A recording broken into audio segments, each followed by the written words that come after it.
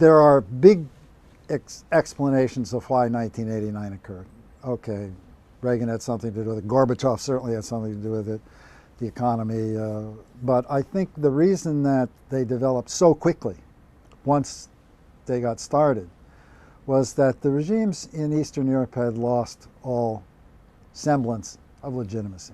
Even the people in those regimes didn't really believe that they were going to create a new Soviet man or a new Romanian man or whatever. They didn't really believe that there was going to be economic progress. And then in 1960, 61, right in there was great enthusiasm in socialist states about the future. Khrushchev thought that they would have created communism by 1980, and Hungary had similar kinds of ideas. And there were notions of economic reform floating around Eastern Europe. Some of them were even implemented in Hungary, new economic mechanism and so forth.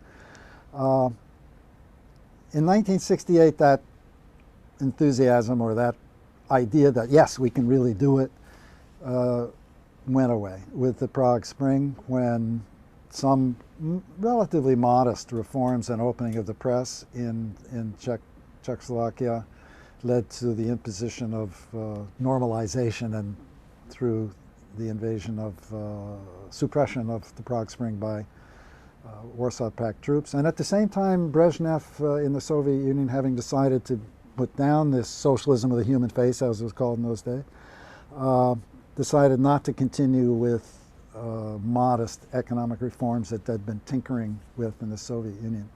And it's at that point that I think not only East Europeans but West Europeans, everybody more or less agreed that the initial promise that had brought people to communism or socialism in the first place, maybe in the 20s or 30s, was in fact specious, that it wasn't going to happen. That the reason you had socialist regimes in Eastern Europe was because the Soviet Army, the Red Army and its allies. And that the Brezhnev doctrine was that if you were once socialist, you're always going to be socialist, and if not, we're going to make sure that you're not.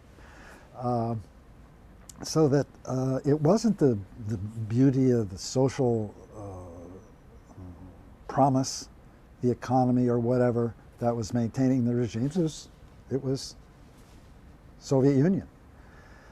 And this led to a real disillusionment and in the West as well as the East, so that by the time you get into, there's nobody talking anymore about new economic mechanisms or socialism of the human face or the socialist market economy or that.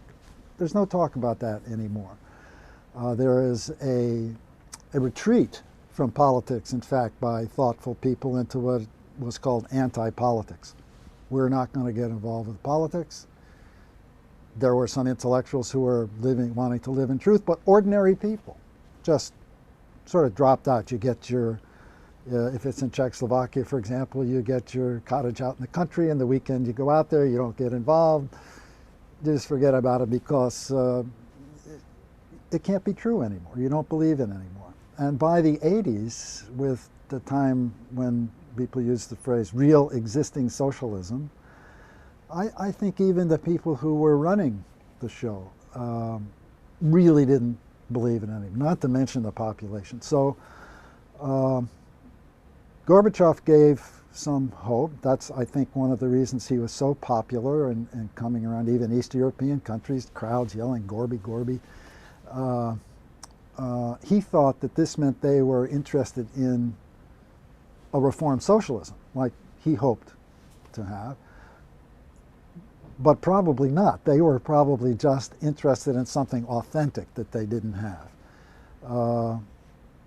I think Havel correctly pointed out that even though people don't mention it, there is still something humiliated, that has been humiliated in them by the system, even if they don't mention it.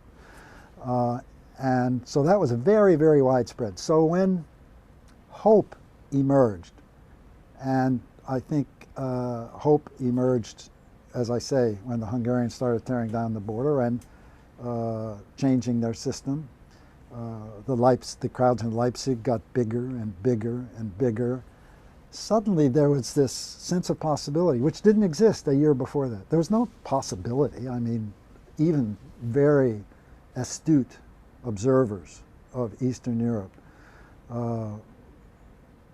who thought there might be some kind of new pluralism emerging there really didn't think that there was going to be a change. The whole Cold War mentality was so set that it was very difficult to imagine there would be a change. Who could imagine that that Eastern Europe would somehow break its bonds with the Soviet Union? It was almost unimaginable. However, in about June and July 1989, it became imaginable for the first time. And suddenly there were people say, hey, East Germans say, hey, I can get out of East Germany.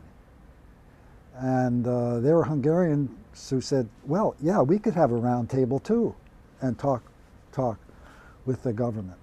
And when a volatile event occurred in Prague, all of a sudden people got, and they say, if not now when, jangling their keys,